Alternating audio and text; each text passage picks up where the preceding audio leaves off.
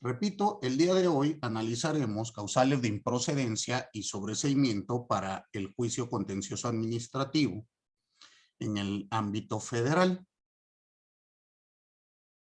Vamos a tener dos figuras. Estas dos figuras están reglamentadas, bueno, a partir del artículo 8º de la Ley Federal del Procedimiento Contencioso Administrativo, que nos empieza a hablar de las causales de improcedencia.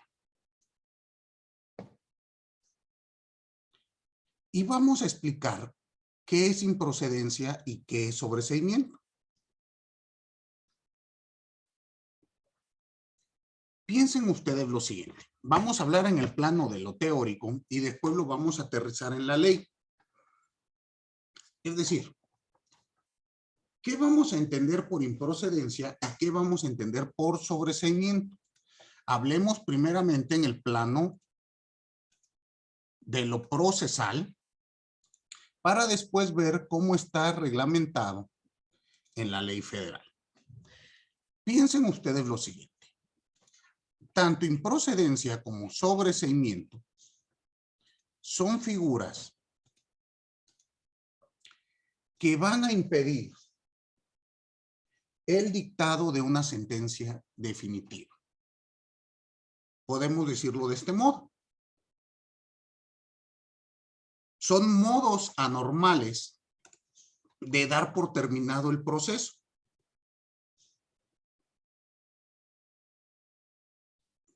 Pero hay que entender en qué consiste. Cuando ustedes escuchan improcedencia o sobreseimiento, lo primero que tienen que pensar es algo impide que se pronuncien respecto del fondo del caso. En estricto sentido, ambas figuras impiden el dictado de una sentencia definitiva. Ahora bien, yo sé que muchos de ustedes van a estar pensando, maestro, eso no es así, porque yo he visto sentencias definitivas que sobreseen o sentencias definitivas que declaran la improcedencia de la vía. Bueno, hay que entender por qué pasa eso. Eso ocurre porque el legislador mexicano, primeramente en materia de amparo, la ley de amparo, una reforma de 1980, estableció que era permitido que la sentencia de amparo, la sentencia definitiva, declarara la improcedencia o el sobreseimiento del amparo mismo. Es decir, dense ustedes cuenta que aquí es una cuestión de legislador. El legislador lo puso mal. Antes no se podía emitir sentencias sobreseyendo. ¿Pero qué dijo el legislador? Dijo, pobrecitos jueces, hay que darles oportunidad de que si no se dieron cuenta que había una improcedencia o un sobreseimiento, sino esto se dan cuenta hasta que van a dictar sentencia definitiva, pues que puedan emitir sentencia declarando el sobreseimiento. Esto fue retomado en la Ley Federal del Procedimiento Contencioso Administrativo y por muchas leyes más de carácter local.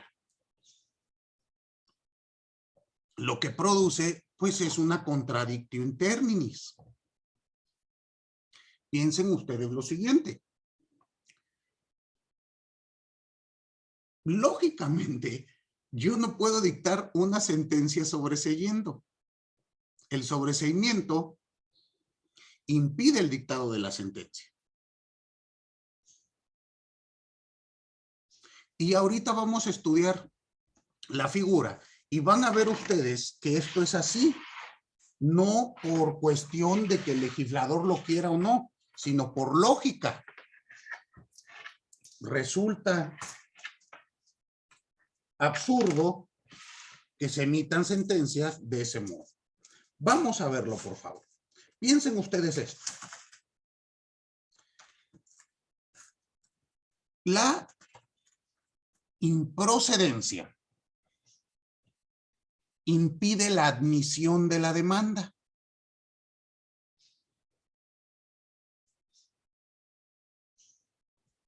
Y se produce por una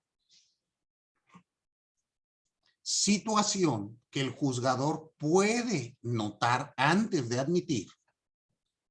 Y esto debe de ser una causal notoria e indubitable.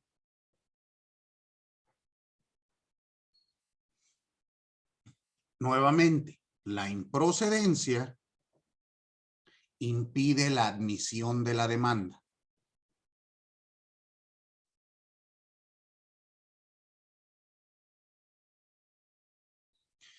Mientras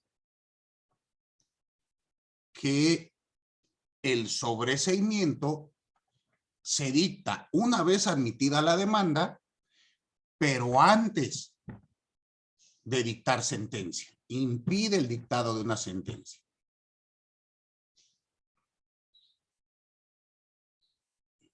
Entonces vamos a estudiar estas figuras como están reglamentadas en nuestra norma. Muy bien. Ayúdenme, por favor, a alguien dándole lectura al artículo 8º de la Ley Federal del Procedimiento Contencioso Administrativo. Yo lo tengo, profesor. Yo, maestro. Vamos leyendo fracción, por favor. Dice, artículo 8º. Es improcedente el juicio ante el tribunal en los casos por las causales y contra los actos siguientes. Fracción primera. Que no afecten los intereses jurídicos del demandante, salvo en los casos de legitimación expresamente reconocida por las leyes que rigen el acto impugnado. Muy bien. Veamos esta primera fracción. Recuerden que en el procedimiento contencioso administrativo rige el principio de agravio. Es decir, solamente va a intervenir en el procedimiento quien tenga un interés. Este interés podrá ser jurídico, legítimo o incluso hoy en día interés difuso. Pero dense cuenta que siempre va a existir el interés. Si no se tiene interés, pues no voy a poder participar. Por lo tanto, de acuerdo a lo que acabamos de leer, si no se acredita el acto reclamado que tenga yo algún tipo de interés, pues ni siquiera me van a admitir la demanda. Piensen ustedes lo siguiente. Si hoy le notifican a Lucio un crédito fiscal y yo voy a Adrián Polanco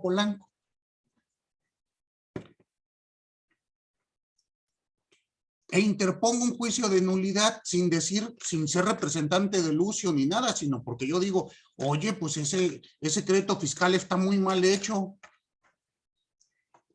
¿Creen ustedes que me van a admitir la demanda? No. ¿Por qué no? Porque no hay un interés jurídico. Exactamente, porque no tengo interés jurídico. Puedo tener un interés pues, de amigos, de maestro, de camaradas, pero no será jurídico. ¿Están de acuerdo? Dense cuenta cómo esto se puede leer, se puede estudiar antes de admitir la demanda. Por lo tanto, es una causal de improcedencia. Vamos a leer que en este artículo el legislador estableció varias causales como de improcedencia que no son de improcedencia, porque no las puedo conocer antes de admitir. Muy bien, vamos a irlas encontrando poco a poco. Por favor, Carmen, fracción segunda. Sí, profesor. Dice, fracción segunda, que no le competa conocer a dicho tribunal. Aquí nuevamente dense cuenta que esto se puede analizar antes de admitir. Si lo que usted viene a demandar no es de competencia del tribunal, ya sea competencia material, territorial, por cuantía o cualquier tipo de competencia, pues no lo voy a admitir. Piensen ustedes lo siguiente, me llega una demanda al tribunal pidiendo alimentos para un menor de edad. ¿Qué vamos a hacer? ¿Qué harían? ¿Admiten? No, se desecha porque no es competente para conocer esa litis. Exactamente, porque es notoriamente improcedente. ¿Por qué? Pues porque yo no tengo competencia en materia de alimentos. ¿Queda claro? Muy bien. Siguiente fracción. Sí, fracción 3. Que hayan sido materia de sentencia pronunciada por el tribunal, siempre que hubiera identidad de partes y se trate del mismo acto impugnado, aunque las violaciones alegadas sean diversas. Muy bien. Aquí tenemos nuestro primer ejemplo de que esto no es una causal de improcedencia. ¿Será tal vez una causal de sobreseimiento? Yo les pregunto, antes de admitir una demanda, ¿yo puedo saber si previamente existe una sentencia respecto de ella?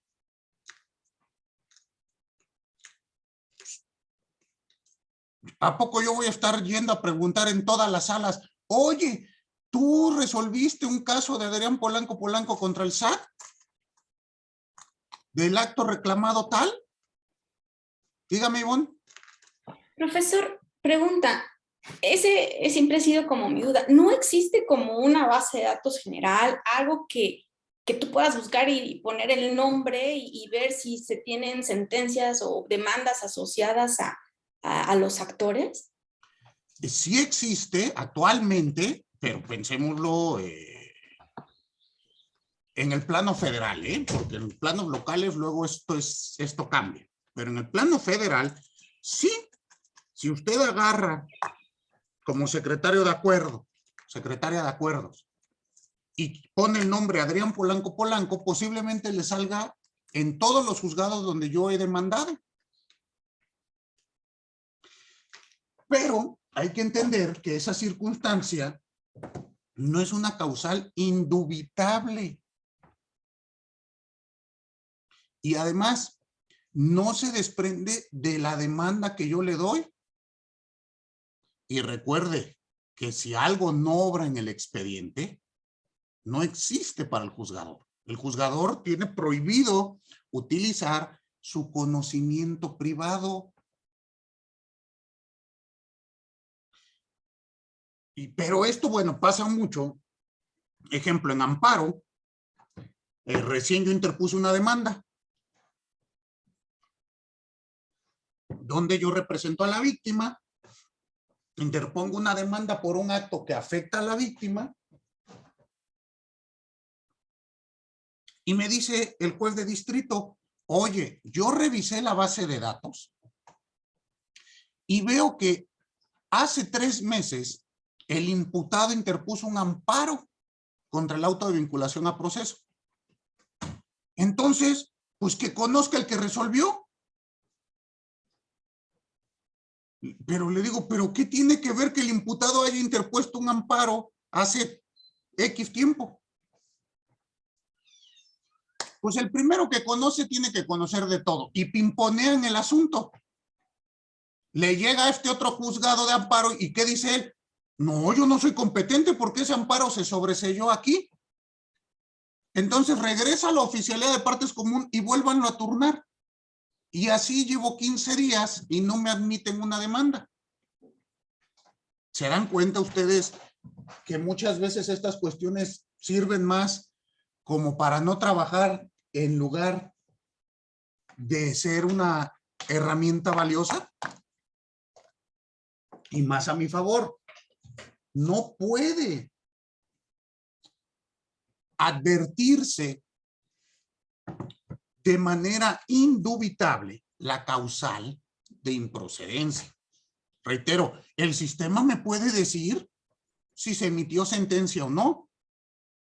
Pero ¿no creen ustedes que esto va a acontecer de este modo? Yo admito la demanda. Una vez admitida la demanda, emplazo al demandado y tendrá que ser el demandado quien me conteste. Oye, Polanco se está pasando de vivo. Ya demandó esto, el mismo acto reclamado contra la misma autoridad y ya lo resolvió la Sala Regional número 3. Y aquí está la sentencia. ¿Se dan cuenta la gran diferencia? Por eso, insisto, que esta es causal, esta en particular, no podrá ser analizada antes de admitir la demanda. No debiese. ¿Por qué? Porque no existe la causal indubitable y manifiesta de improcedencia. El juzgador requiere forzosamente alguna probanza para justificar lo aquí dicho. ¿Queda claro? A esto se le conoce como cosa juzgada o caso juzgado.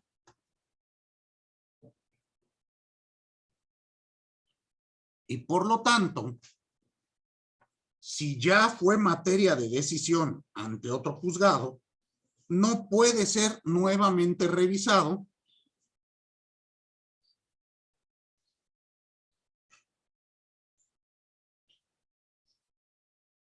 por nueva autoridad, porque si no, pues los procesos se harían eternos. Muy bien. Ahora, leamos la siguiente fracción, por favor. Sí, fracción cuarta.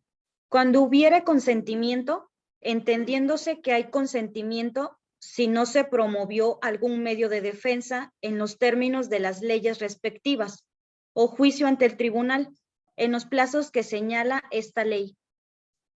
Muy bien, aquí entendamos lo siguiente. Cuando hablamos, bueno, cuando el legislador habla de consentimiento, me parece que nuevamente está mal legislado. Se confunde las reglas civiles con las reglas administrativas y las reglas procedimentales. Es decir, el legislador dice, hay consentimiento si tú no impugnas en el plazo que marca la ley.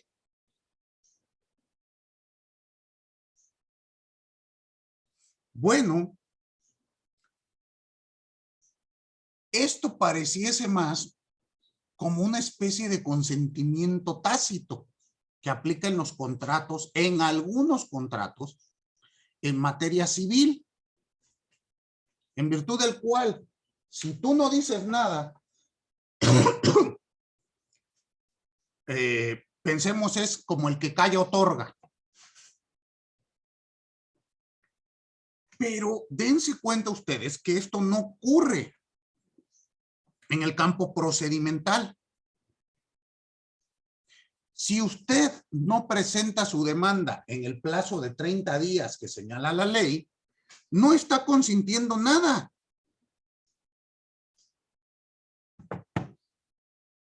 Lo que está haciendo o lo que vuelve improcedente el juicio de nulidad es la preclusión. Precluye su derecho. Usted no consiente nada. Pierde su derecho por no hacerlo valer en el plazo que le marca la ley. ¿Sí notan esta diferencia? Y vean ustedes cómo esto sí se puede analizar antes de admitir la demanda.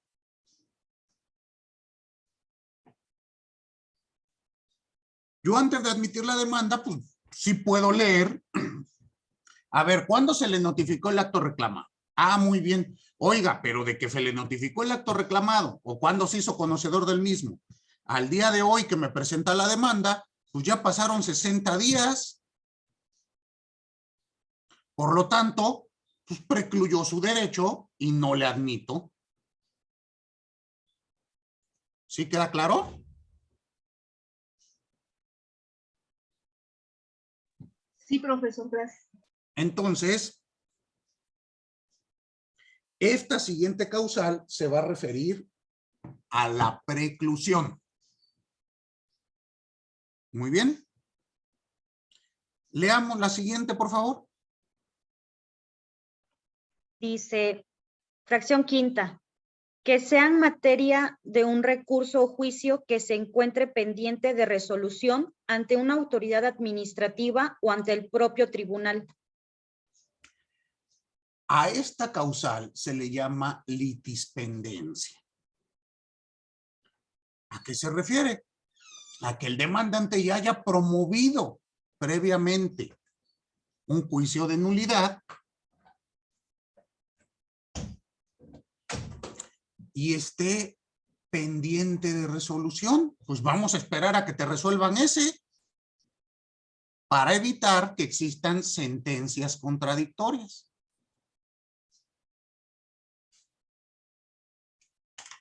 Y aquí pasa exactamente lo mismo que vimos hace un momento.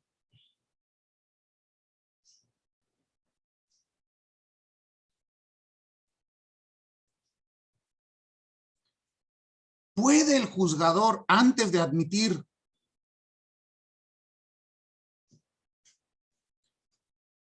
saber si existe un pleito pendiente en otra de las salas del tribunal? Pues conforme a lo que vimos, no. Pues estará muy difícil, ¿no? Ujú. Ni modo que vaya preguntando en todas las ponencias, oye, ¿Polanco ya vino a demandar? Y si demandó Polanco, demandó contra el mismo acto y contra la misma autoridad. Y si esto ocurrió, ¿ya resolviste o está pendiente de que salir la sentencia? ¿Se imaginan ustedes qué trabajo sería eso? ¿Qué es lo que debe de pasar? Pues esperar a que el demandado conteste señalando que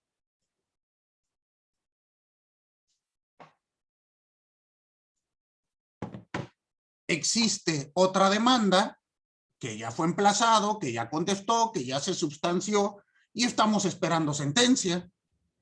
Recuerden que la finalidad de esta excepción procesal, como lo es la litispendencia, es precisamente que evitar sentencias contradictorias. Porque puede ocurrir que en la sala 1 me digan nulidad lisa y llana y en la sala 2 confirmen el acto reclamado. Muy bien, pero nuevamente, esta no es causal de improcedencia, es causal de sobreseimiento. ¿Quedó claro? Por favor, siguiente fracción. Sí, fracción 6. Que puedan impugnarse por medio de algún recurso o medio de defensa, con excepción de aquellos cuya interposición sea optativa. Muy bien, aquí tenemos lo que se conoce como principio de definitividad. Es decir,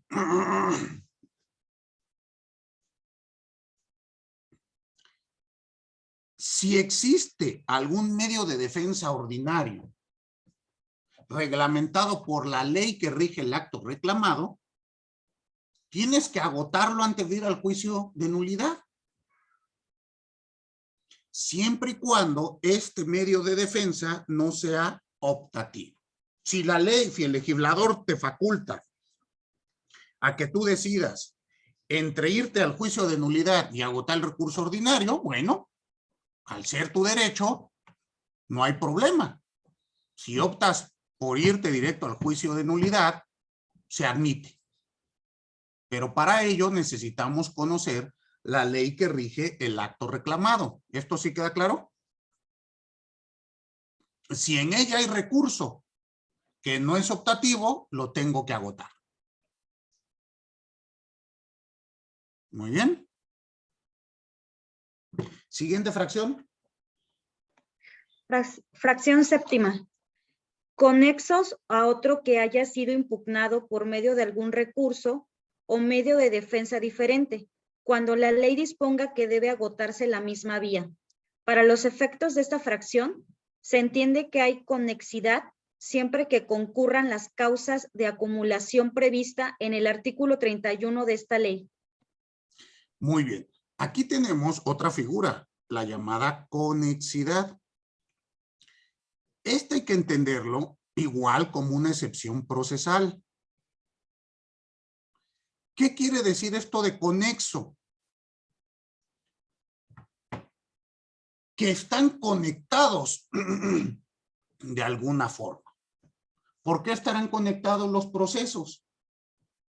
Pues porque haya identidad de partes, identidad de acto reclamado,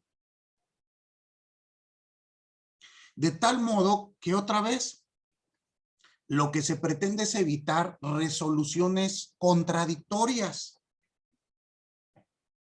Y otra vez, esta no será causal de improcedencia, será causal de sobreseimiento.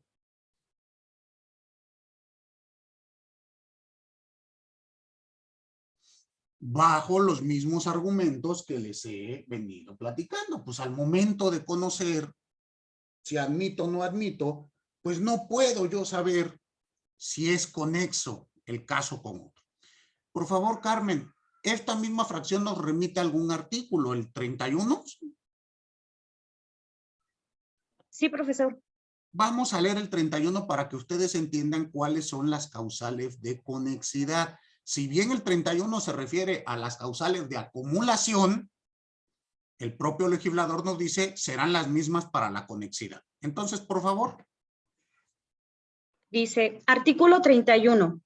Procede la acumulación de 2 o más juicios pendientes de resolución en los casos en que, fracción primera, las partes sean las mismas y se invoquen idénticos agravios. Fracción segunda, siendo diferentes las partes e invocándose distintos agravios, el acto impugnado sea uno mismo o se impugne varias partes del mismo acto. Fracción tercera, independientemente de que las partes y los agravios sean o no diversos, se impugnen actos o resoluciones que sean unos antecedentes o consecuencia de los otros.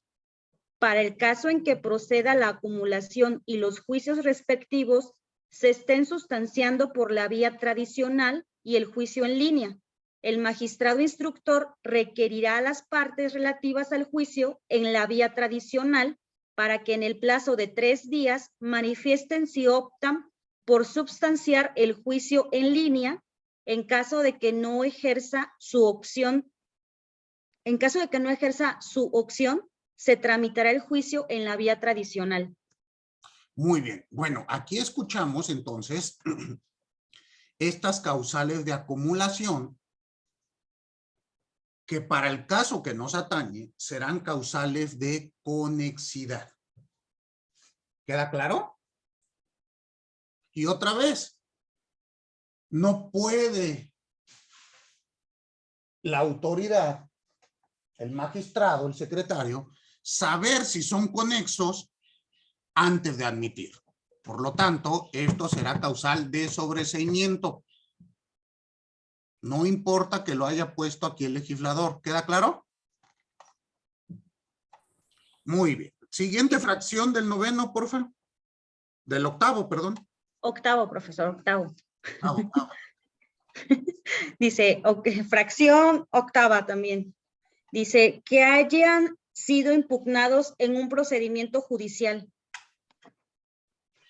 Que ya hayan sido impugnados en un procedimiento judicial. Aquí otra vez, pues si ya impugnaste y vienes aquí al juicio de nulidad para querer que yo lo resuelva, pues se vuelve improcedente porque ya existe un medio de defensa que puede anular el acto que vienes a reclamar.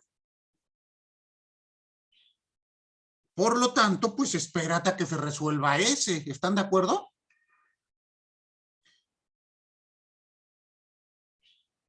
Y aquí otra vez, no puede la autoridad saber si existe un medio de impugnación previo antes de admitir. Tenemos que esperar a que la autoridad demandada nos conteste de ese modo. ¿Sí queda claro? Por lo tanto, esta tampoco es causal de improcedencia, será de sobreseimiento. Siguiente fracción. Sí, fracción novena. Contra reglamentos. No va a prosperar nunca el juicio de nulidad contra reglamentos. Y aquí hay que entender.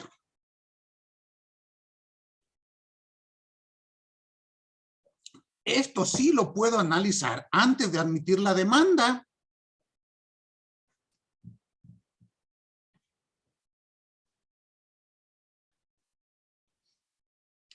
Si yo vengo a impugnar el reglamento, voy a inventar, de tránsito de la Ciudad de México, pues me van a decir, no procede el juicio de nulidad contra reglamentos. Y por lo tanto, ni se admite la demanda, se declara notoriamente improcedente. Esta sí es causal de improcedencia. ¿Queda claro?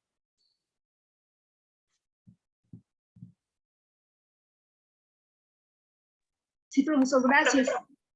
Muy bien. Siguiente fracción. Fracción décima. Cuando no se hagan valer conceptos de impugnación.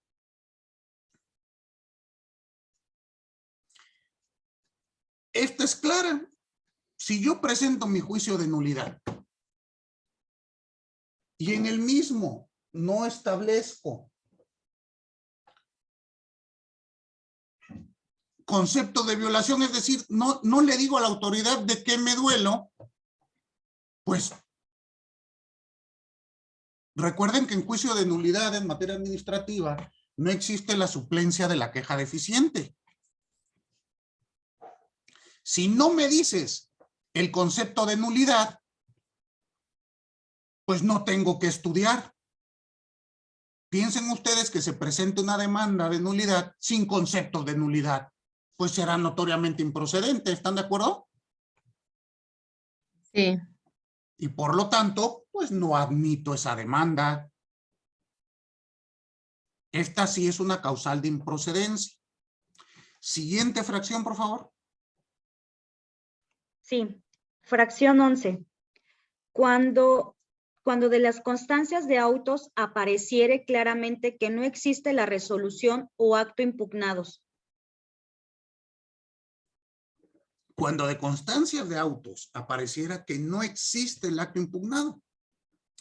Y aquí vamos a lo mismo. Esta no puede ser causal de improcedencia. Pues tengo que esperar a que me contesten la demanda y me manden el expediente administrativo para saber si existe o no el acto impugnado, ¿no?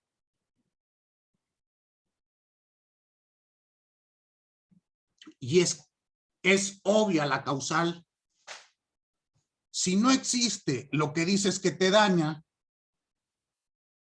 pues no tienes interés jurídico. Jurídicamente no existe, ¿qué vamos a decidir? ¿Sí queda claro? Sí, profesor, gracias. Muy bien. Siguiente fracción. Fracción 12. Que pueden impugnarse en los términos del artículo 97 de la Ley de Comercio Exterior cuando no haya transcurrido el plazo para el ejercicio de la opción o cuando la opción ya haya sido ejercida.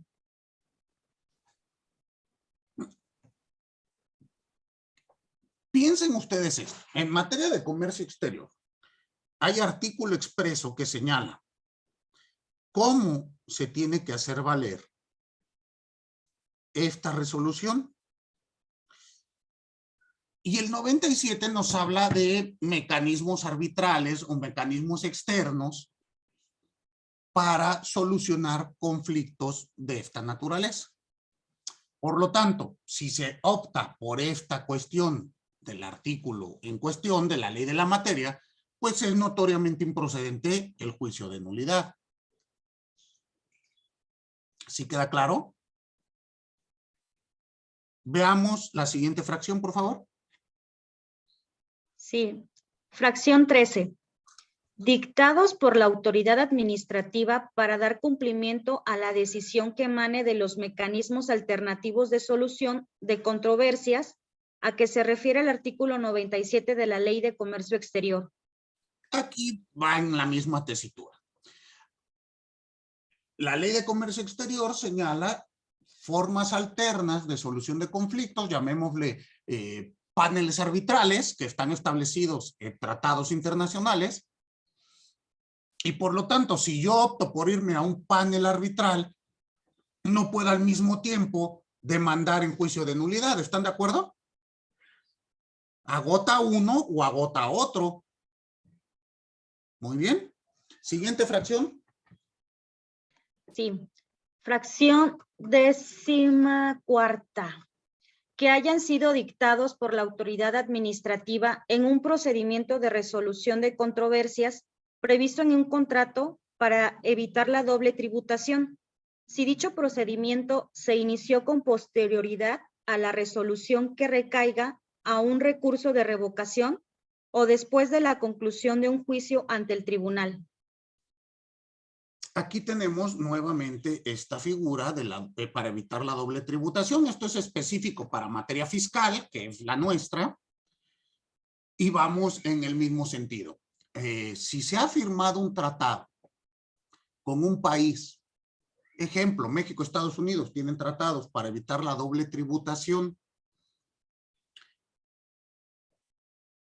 y el actor, el demandante, considera que no se está respetando dicho tratado, puede acudir a los medios alternativos que tiene el instrumento, que serán paneles internacionales, paneles de arbitraje. Por lo tanto, si existe esta forma, no puedo irme a juicio de nulidad. ¿Queda claro? Sí, profe. Sí, gracias. Perfecto. Siguiente artículo, por favor. Perdón, siguiente fracción. Fracción 15. Que sean resoluciones dictadas por autoridades extranjeras que determinen impuestos y sus accesorios cuyo cobro y recaudación hayan sido solicitados a las autoridades fiscales mexicanas, de conformidad con lo dispuesto en los tratados internacionales sobre la asistencia mutua en el cobro de los que México sea parte. Muy bien. Aquí, ¿a qué se refiere? Cuando se trate de un acto de cobro donde la autoridad nacional únicamente es auxiliar para realizar el cobro, pues será improcedente el juicio de nulidad. ¿Por qué? Porque tuviste que impugnarlo o tienes que impugnar el acto en el país donde se está pidiendo el auxilio. La autoridad nacional no podrá cuestionar si lo que se hizo allá estuvo bien o estuvo mal. Pensémoslo nuevamente. Estados Unidos. Piensen ustedes que yo voy y trabajo en Estados Unidos y no pago mi impuesto sobre la renta. Pero al ser ciudadano mexicano y a tener mi domicilio fiscal en México, Fisco Estados Unidos me declarará un crédito fiscal, pero no me puede venir a cobrar, ¿o sí? Tendrá que pedir auxilio de la Secretaría de Hacienda y Crédito Público Mexicana, quienes únicamente me van a realizar el requerimiento de pago y en su caso embargarme para que pague. Este embargo que me hagan no lo podré impugnar aquí mediante juicio de nulidad, porque me dirá el magistrado en México, pues yo no sé si está bien o mal que te hayan cobrado, si es más o es menos, eso ve y peleate en Estados Unidos. Aquí únicamente nos pidieron auxilio para el cobro. Entonces, esta circunstancia sí puede ser analizada antes de admitir la demanda. ¿Queda claro? Siguiente fracción.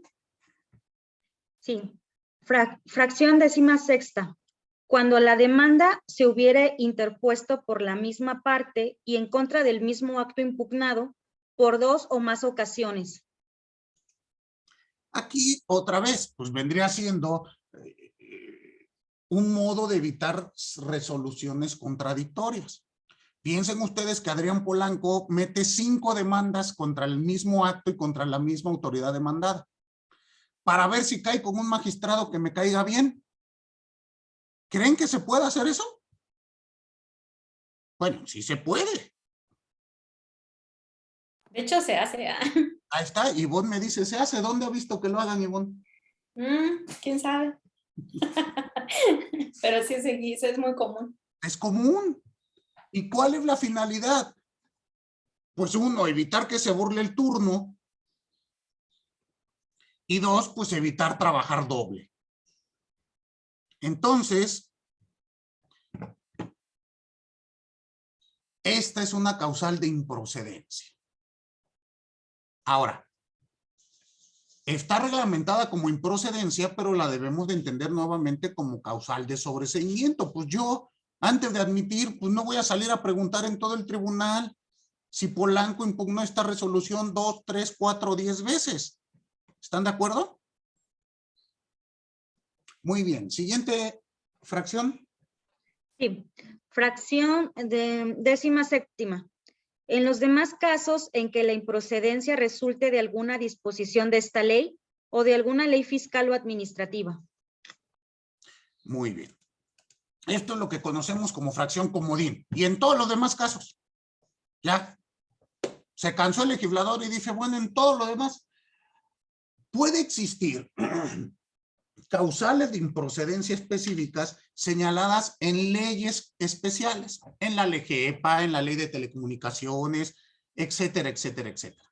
Y por lo tanto, pues hay que acudir a la ley en concreto para ver si hay improcedencia o no. Termina el artículo diciéndonos, la improcedencia, mejor dicho, la procedencia siempre será estudiada de oficio. ¿Qué quiere decir esto?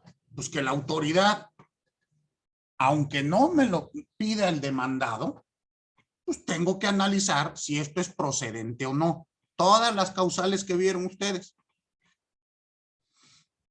¿Por qué? Porque la procedencia se refiere a un presupuesto procedimental.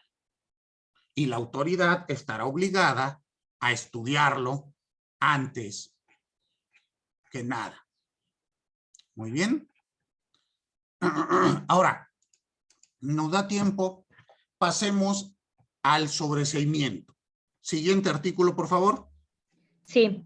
Artículo 9. Procede el sobreseimiento, fracción primera, por desistimiento del demandante. Primera, desistimiento. ¿En qué consiste desistirse? Vamos a entender que el desistimiento es la renuncia que hace el demandante de la pretensión ejercida en su demanda.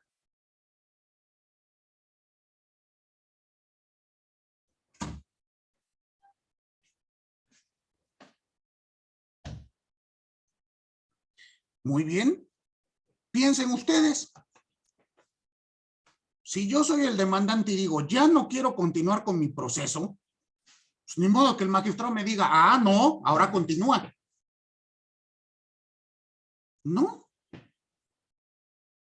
Simplemente le informo que es mi voluntad desistirme y punto, se acabó. ¿Queda claro?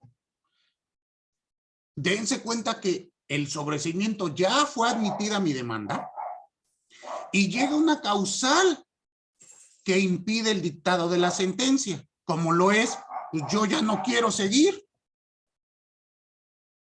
¿Queda claro? Siguiente fracción. Sí. Fracción segunda. Cuando durante el juicio aparezca o sobrevenga alguna de las causas de improcedencia a que se refiere el artículo anterior. Esta fracción, pues hay que entender que todas las causales de improcedencia que les dije que no pueden ser analizadas antes de admitir, entrarán aquí. Litis pendencia, conexidad de la causa, caso juzgado. ¿Queda claro?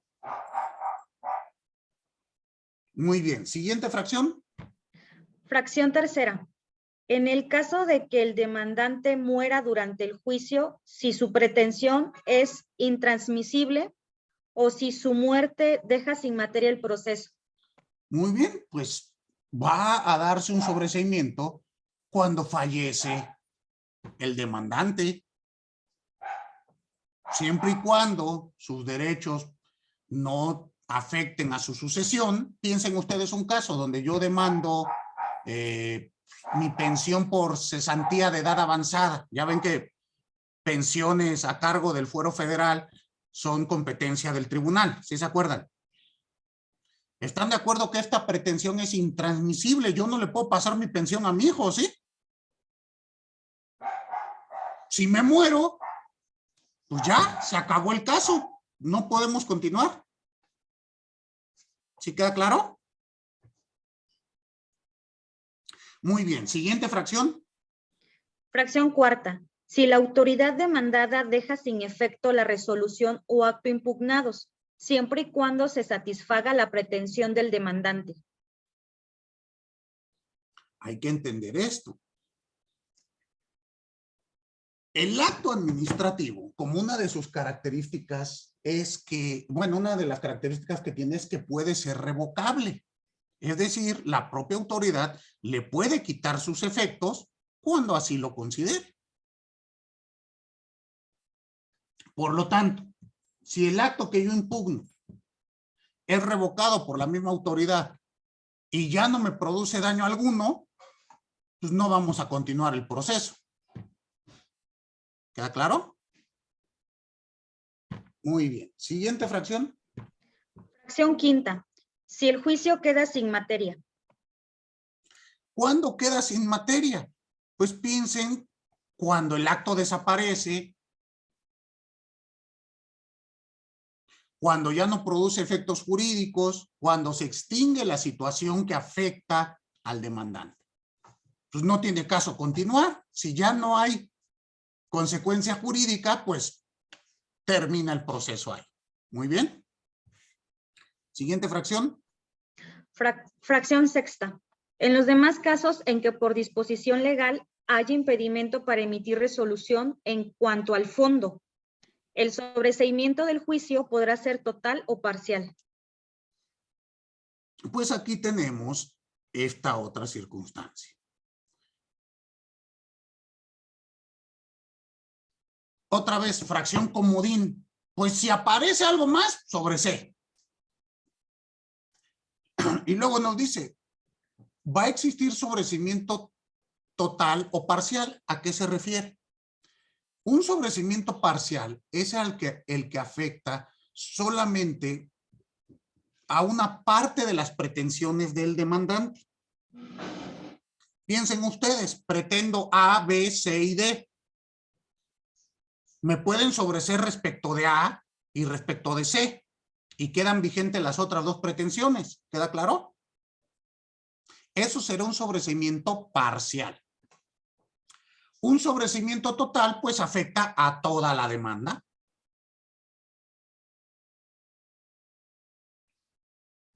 ¿Quedó entendido la figura de improcedencia y la figura de sobreseimiento? ¿Alguna duda? Profesor, Manda. yo tengo una duda, pero más bien se refiere al plazo. ¿Existe algún plazo si, por ejemplo, el de cuyos antes de fallecer inició un juicio de nulidad, pero sí le dan oportunidad a la sucesión de que pueda continuar con el juicio o ya no? Sí, un año.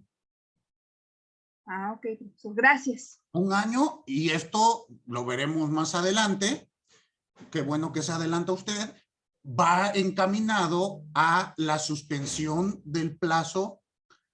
Bueno, son dos tipos de suspensiones. Uno, del plazo para interponer la demanda.